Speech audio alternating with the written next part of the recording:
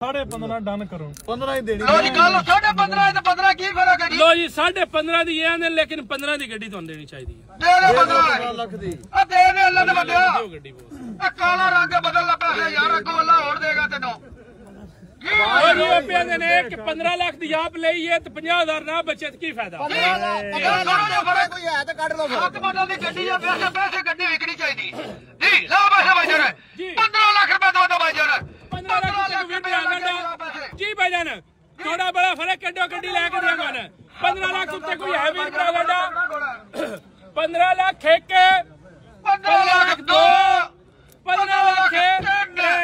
अगर कोई वीर भरा है तो हुण बोल लवो बाद चो नक चच विच बड़िया करो जेड़ा लै पवे मेरे को 20,000 प्रॉफिट लै ते मैंने दे हुण क्यों ना बोली देंदे गड्डी चंगी है रिम लगे ने एसी चालू है रूम चंगा है फ्रंट चंगा है जी भाईजान आ जाओ गड्डी ते 15 ਲੱਖ ਤੱਕ